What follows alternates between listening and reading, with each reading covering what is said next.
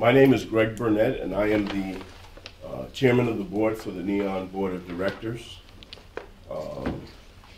Joining me today for this press conference is our CEO, Mr. Joseph Mann. Neon, at its very core, has been at the front line of fighting poverty in the Norwalk area and surrounding towns. Neon has and will continue to provide services to disadvantaged residents, to improve the quality of life, and to make them more self-sufficient. Neon has been tremendously successful in its outreach to the community for many, many years.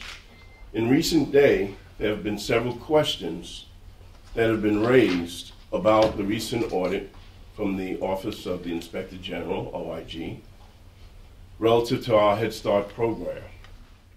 And related to the OIG audit, how do you intend to pay back the money that the federal government is asking you to pay back that's recommended in the OIG report? Do you feel like you should have to pay that money back at all?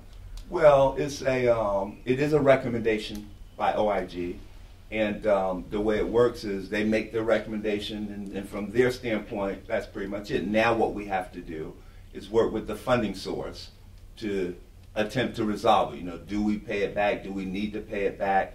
And we're in that process. I've had a conversation already. I think certainly, one of the things that we've said from the outset, and which is certainly the case, is all the money went to child care. So, certainly we will, our conversation will be, well, we spent all the money on child care, why do we need to pay it back? The audit didn't say we spent the money wrong.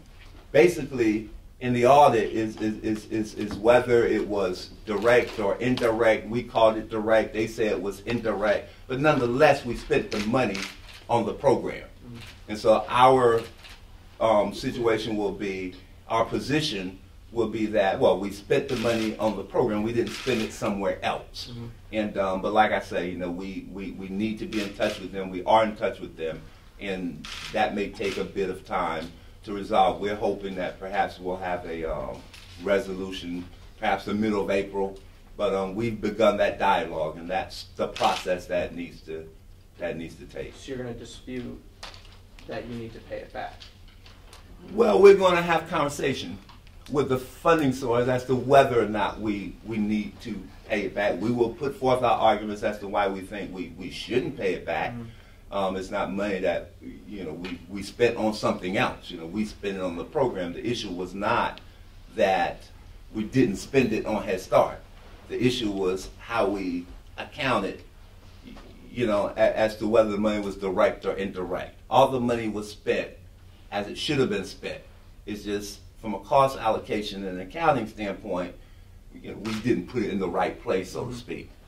Where would you get the money to pay where would you get the money to pay it back if you had to?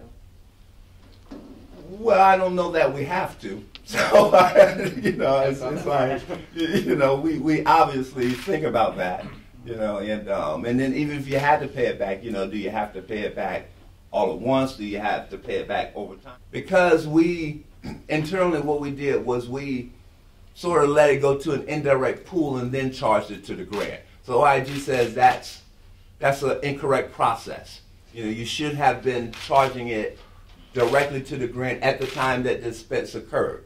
It's kind of a technical issue. A general pool of money instead of separated out. Correct. But directed to that grant. Not a pool for our whole agency. But it's about Headstart grant. It's just where we put the money. So they say the way we were doing it, it should have been indirect, and therefore we should have gotten an approved indirect cost in advance.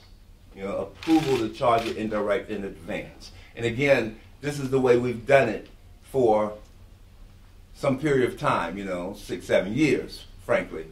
Back and forth with the funding source, having our application approved every year. And so now, they've indicated that it's wrong, so now we're changing it. We've already begun the process of changing what we do and how we do it. We don't have a new finance director. Yeah, I said we made the decision that we were going to bring on a new finance director. So,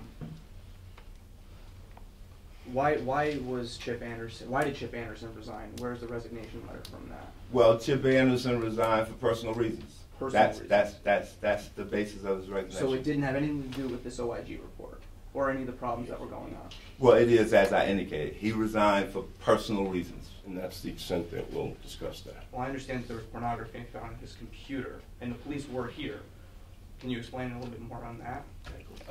Again, I want to focus on the fact that he resigned for personal reasons, and that's the nature of the discussion that we're going to have about Chip Anderson. There were things found on his computer that shouldn't have been there? Sir, that's something of a bombshell about the pornography on the computer. I had not heard that before. Without getting into the old finance director's reasons, can we just ask you explicitly, was there pornography found on a computer in this agency? Well, I think I'm not at liberty to address that further. I think we've indicated what we should say about that, and I think that's the extent of it.